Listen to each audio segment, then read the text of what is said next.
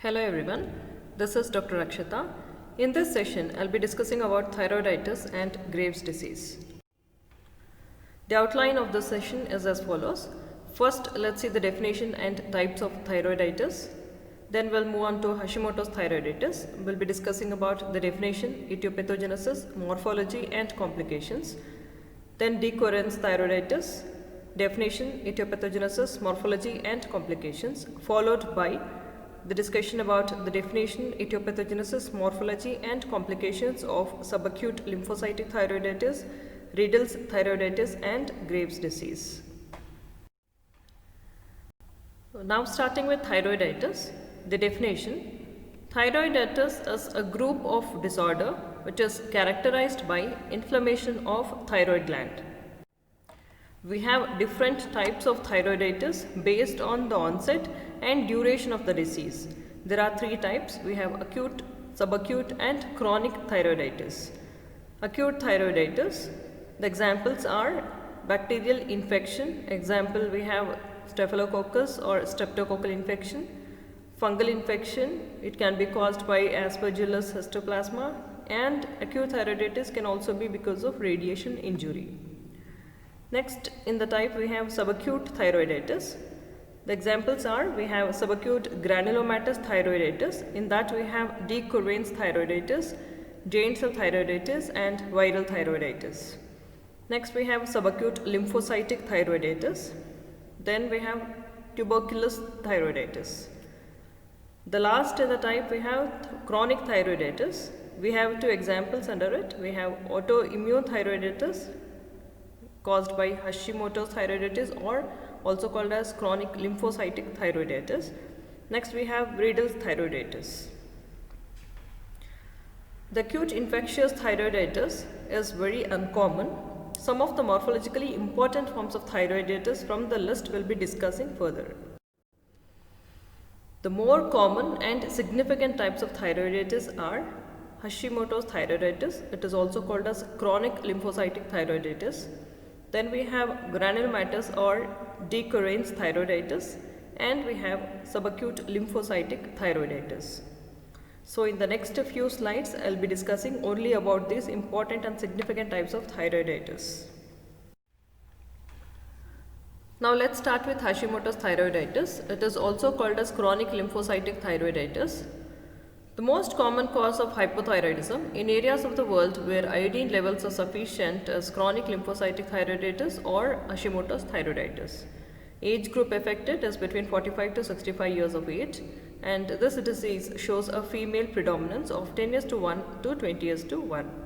Although it is primarily a disease of older women, it can occur in children, and it is the major cause of non-endemic goiter in children. Coming to etiology, it has a genetic component and it is under the influence of multiple genes. Increased susceptibility to Hashimoto's thyroiditis is associated with polymorphism in multiple immune regulation associated genes. HLA-DR polymorphism are best documented risk factors. Especially we have HLA-DR3, HLA-DR4 and HLA-DR5. Polymorphisms in immune regulation associated genes, significantly we have CTLA4 is very important. The concordance rate in monozygotic twin is 30 to 60%, and it is up to 50% of asymptomatic first degree relatives demonstrate circulating antithyroid antibodies. Now coming to the pathogenesis of Hashimoto's thyroiditis. It is basically an autoimmune disease in which the immune system will react against a variety of thyroid antigens. Hashimoto's thyroiditis is caused by breakdown in the self-tolerance to thyroid autoantigens. The different immunologic mechanisms which lead to breakdown in self-tolerance and contribute to damage to the thyrocytes are, we have three important mechanisms. First is CD8 plus cytotoxic T cell mediated cell death. Second, we have cytokine mediated cell death. Third, we have binding to antithyroid antibodies. So this is explained in the next. So this flow chart explains the pathogenesis of Hashimoto's thyroiditis. As I said in the previous slide, there are three mechanisms that lead to the destruction of the thyrocytes. The first mechanism, as we can see, it is CD8 plus cytotoxic T cell mediated. So once there is breakdown in self-tolerance, the CD8 plus T cells, that is the cytotoxic T cells, will cause direct damage to the thyroid follicular epithelial cells. So that is the first mechanism. So second mechanism is cytokine mediated. Once there is breakdown in cell tolerance, the activated T cells will release cytokine, especially interferon gamma, and this interferon gamma will lead to the activation of macrophages, which directly will cause injury to the thyroid follicular cells, which is the second mechanism. So third mechanism, it is antibody mediated. There will be release of anti-thyroid antibodies from the plasma cells. We have two antibodies, anti-thyroglobulin and anti-thyroid peroxidase antibody. So these two antibodies will go and bind to the thyroid epithelial cells, causing damage.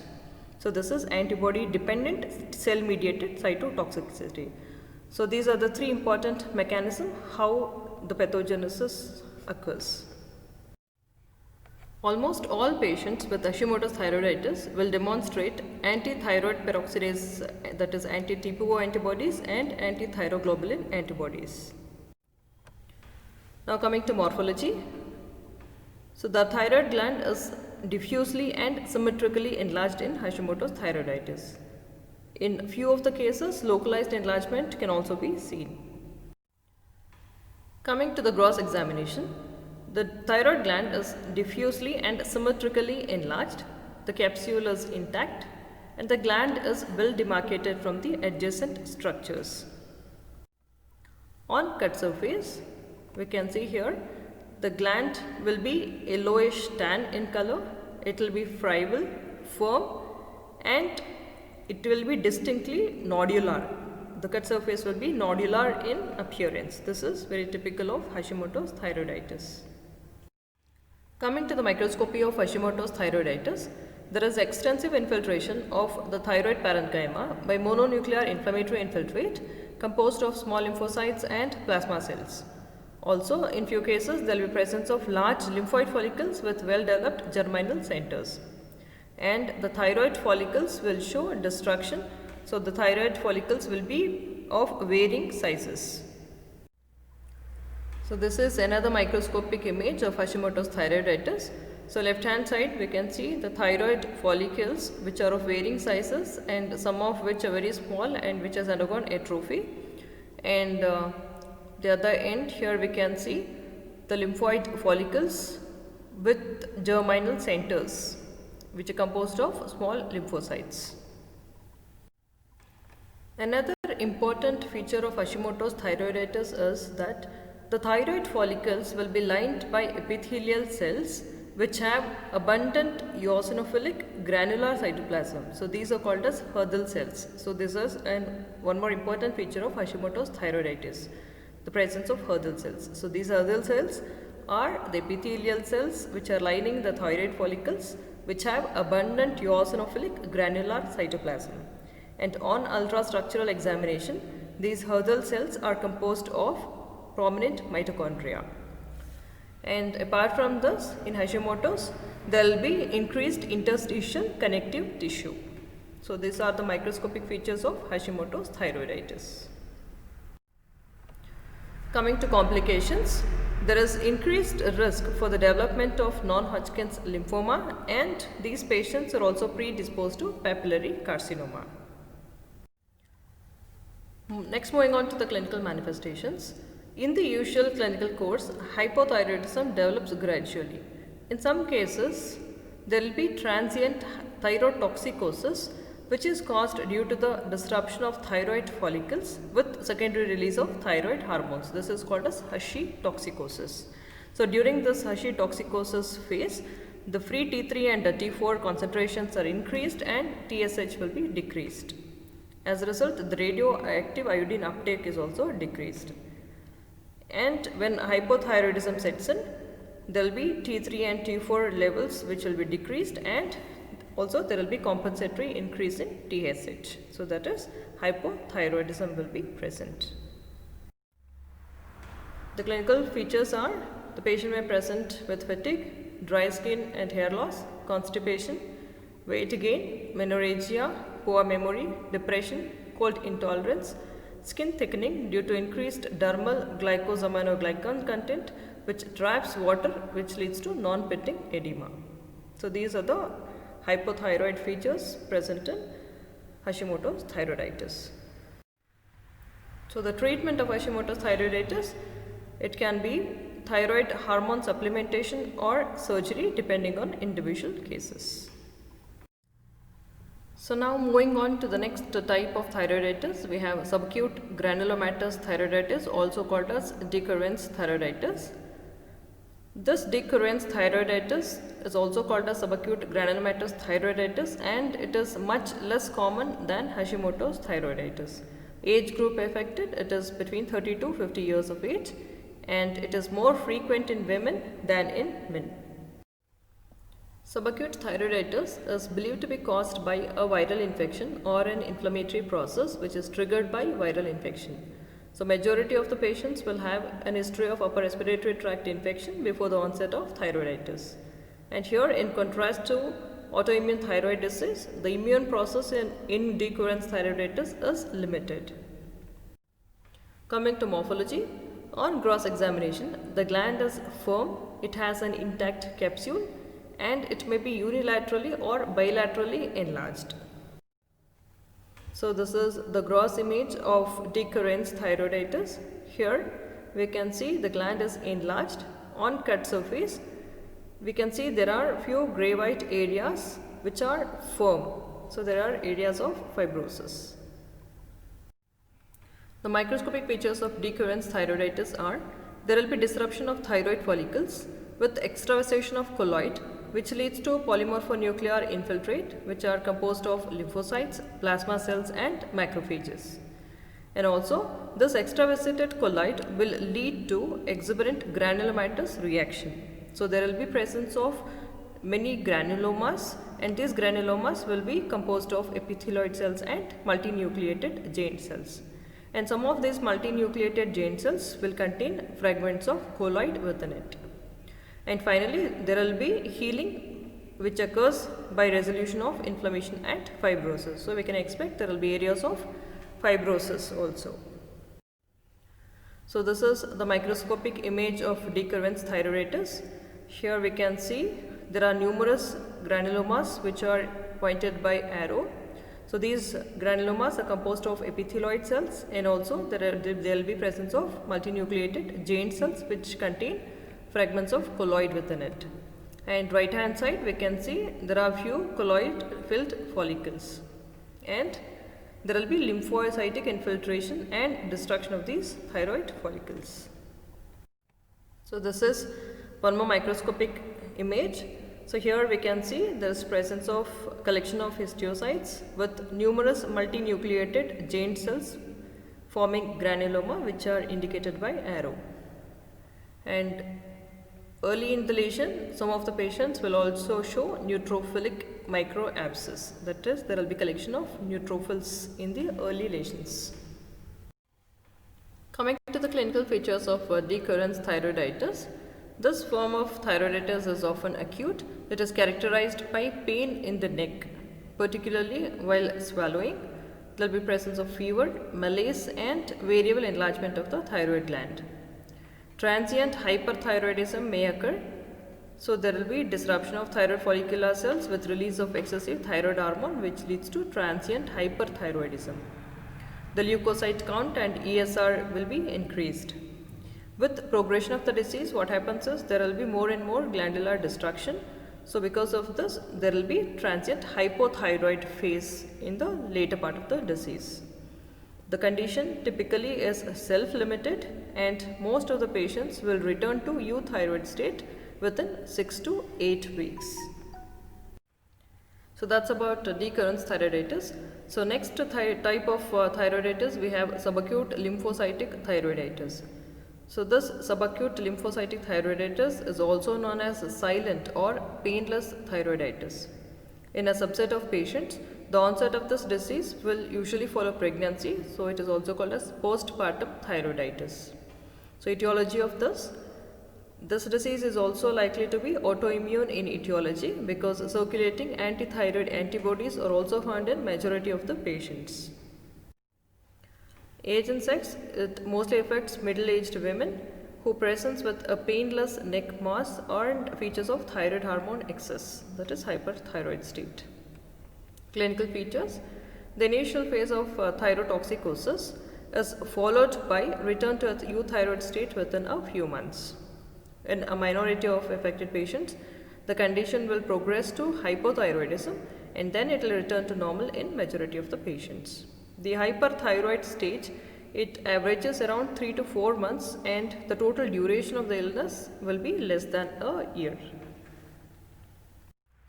Coming to the morphology of subacute lymphocytic thyroiditis, on gross examination, there will be mild symmetric enlargement of the thyroid gland. And on microscopic examination, there will be presence of lymphocytic infiltrate in the thyroid parenchyma, and also there will be presence of lymphoid follicles which are hyperplastic with presence of germinal centers. This is the same picture as we seen in Hashimoto's thyroiditis also.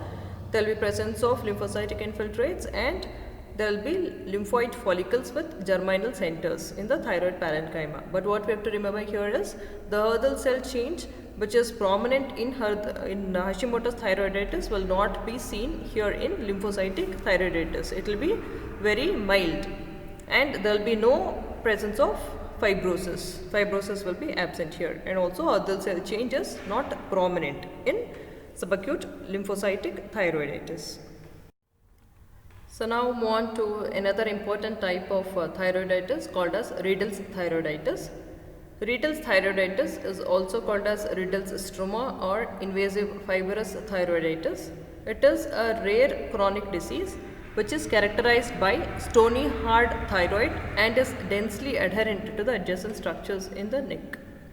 Clinical features are the patient may present with dysphagia, dyspnea, recurrent laryngeal nerve paralysis and stridor, and this will resemble thyroid cancer.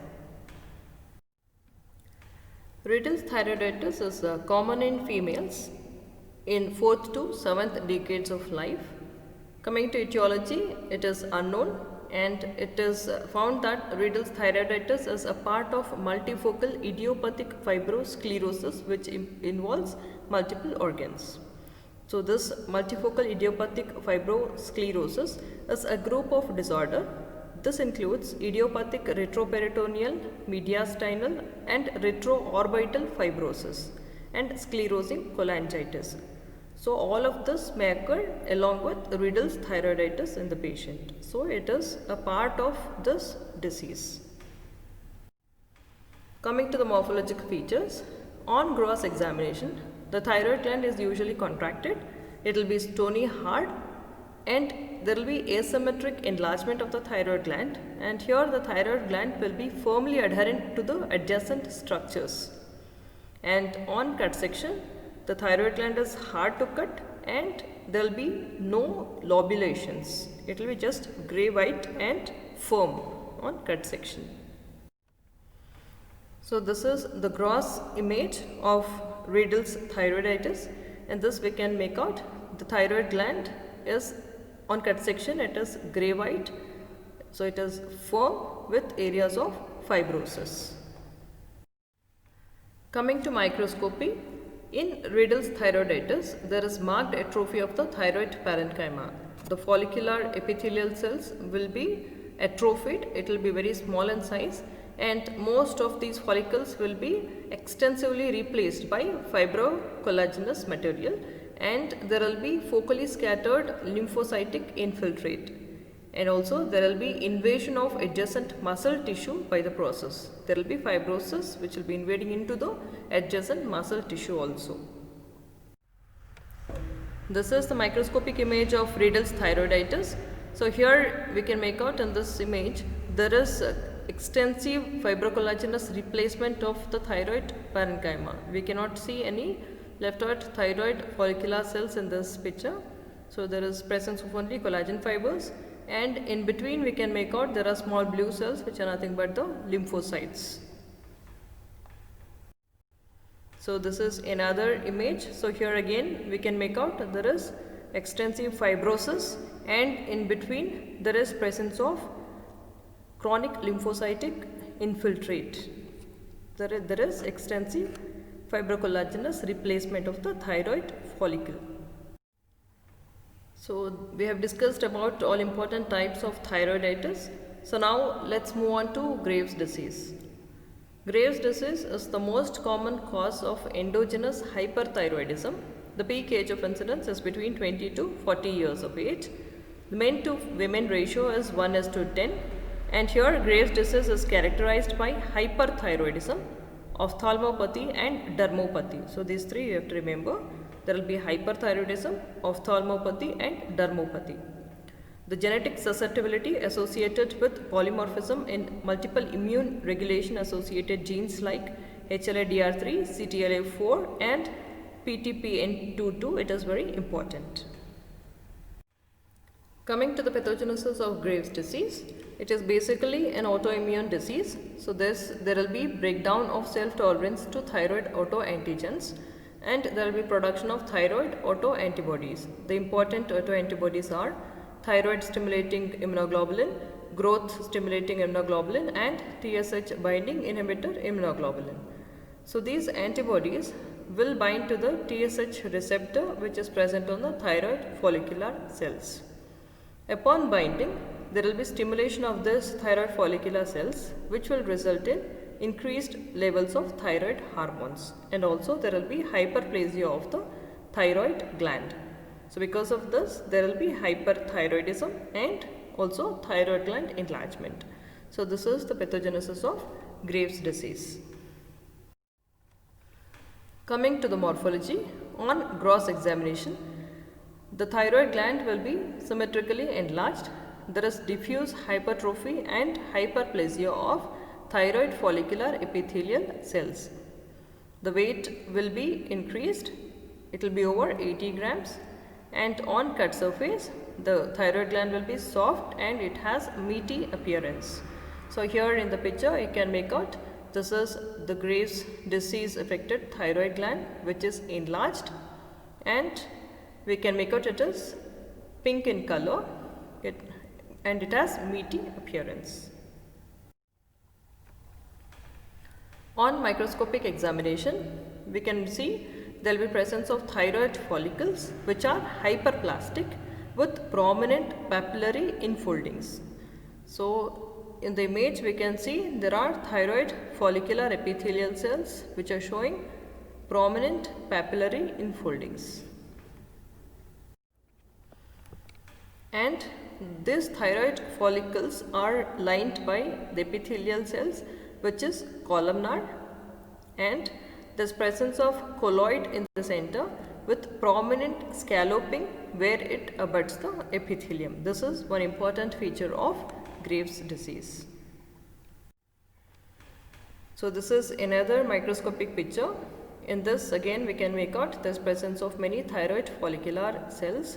These thyroid follicles are diffusely hyperplastic and they are lined by columnar epithelial cells which project into the lumen. There is papillary infolding, and these epithelial cells will reabsorb the colloid which is present in the center of the follicles, which will lead to the scalloped appearance at the edge of this colloid which we can see in the image. There is scalloping of colloid which is an important feature of Graves' disease. And the stroma will contain aggregates of lymphoid tissue, and there may be presence of lymphoid follicle with germinal center also. Mild fibrosis will be present in long-standing cases. So another important feature apart from thyroid gland enlargement leading to hyperthyroidism in Graves' disease is Graves' ophthalmopathy. This is another feature. So this Graves' ophthalmopathy, it is also called as thyroid eye disease. It is an autoimmune inflammatory disorder of the orbit and periorbital tissue which occurs as a part of Graves' disease. In these patients, we will be able to see eyelid lag, swelling of the eyelids, redness or erythema, conjunctivitis, and there will be striking exophthalmos. That is, there will be presence of bulging eyes. That is exophthalmos. And this Graves' ophthalmopathy, it is a part of systemic process with variable expression in the eyes, thyroid and skin. The autoantibodies will bind to the eyes, the fibroblasts in the eye muscle, and these fibroblasts will differentiate into fat cells. The fat cells and the muscles will expand and they become inflamed. The veins become compressed and it will not be able to drain the fluid, which will cause edema. So, on microscopic examination, there will be infiltration of retroorbital connective tissue with mononuclear inflammatory cells. There will be presence of edema and swelling of the extraocular muscles. There will be accumulation of extracellular matrix component, and also there will be increase in the number of adipocytes. So this is Graves' ophthalmopathy, and in your surgery class you will be reading about so many signs, eye signs, which you will be able to demonstrate in this Graves' disease patients. Like we have Becker signs, Cowden signs, so all this you will be learning in your surgery class. So the third important feature of Graves' disease, we have dermopathy. So there will be thickening of the dermis due to deposition of glycosaminoglycans and also lymphocytic infiltrate. So this is dermopathy. So in the picture we can see there is a patient with infiltrative dermopathy. There is bilateral involvement of the lower limb. There is orange peel appearance. Okay, so this is dermopathy, which occurs as a part of Graves' disease. Coming to the clinical features of Graves' disease, the patients will have diffuse swelling in front of neck. So apart from that, the other signs and symptoms which occur due to hyperthyroidism in these patients are hyperactivity, irritability, anxiety, nervousness, palpitations, weight loss with increased appetite, heat intolerance and sweating, diarrhea, oligomenorrhea, tremors, proximal myopathy. So all these are the hyperthyroid features which are present in Graves' disease. And coming to treatment, it depends on the individual patients. It can be medical or it can be surgical. So it is based on individual patients. So finally, coming to the summary. So first we discussed about thyroiditis, and in that we discussed about 4 important clinical types of thyroiditis. So first we have discussed about Hashimoto's thyroiditis. We have seen that it is an important cause of hypothyroidism, and it is an autoimmune disease which is characterized by destruction of thyroid parenchyma. There will be Hürthle cell change and mononuclear, that is lymphoplasmacytic infiltrate. And we learnt the 3 different important mechanisms of autoimmunity in Hashimoto's thyroiditis, which was CD8 plus T cell mediated, cytokine, that is interferon gamma release, and anti-thyroid antibody mediated mechanisms. And after that we moved on to subacute granulomatous or decurrence thyroiditis. We learned that it is a self-limited disease which is usually secondary to viral infection. It is characterized by pain, and on microscopy there will be presence of granulomas. So it is a granulomatous inflammatory reaction in the thyroid. So next we learnt about subacute lymphocytic thyroiditis. So that was also a self-limited disease which occurs after pregnancy, called postpartum thyroiditis, and it is painless, and there will be lymphocytic infiltrate in the thyroid. And then we learnt about Riedel's thyroiditis. So Riedel's thyroiditis, it is a rare form of thyroiditis in which there is extensive replacement of thyroid parenchyma by fibrocollagenous tissue. And finally we discussed about Graves' disease. So it is a most common cause of endogenous hyperthyroidism. So it has a triad characterized by 3 important features, that is hyperthyroid toxicosis or hyperthyroidism. Then we have Graves' ophthalmopathy and dermopathy. So it is an autoimmune disorder in which there will be autoantibodies which binds to the TSH receptor present on the thyroid follicular cells, which will cause the thyroid follicular cells to produce more of thyroid hormone and increase in the size. The thyroid in Graves' disease is characterized by diffuse hypertrophy and hyperplasia of the follicles, and there will be lymphoid infiltrates. Glycosaminoglycan deposition and lymphoid infiltrates are responsible for ophthalmopathy and dermopathy, which are seen in Graves' disease. And the laboratory features for this, as the patients will have hyperthyroidism, there will be increase in the serum free T3 and T4 levels and decrease in the serum TSH level. So that's all about thyroiditis and Graves' disease. Thank you all.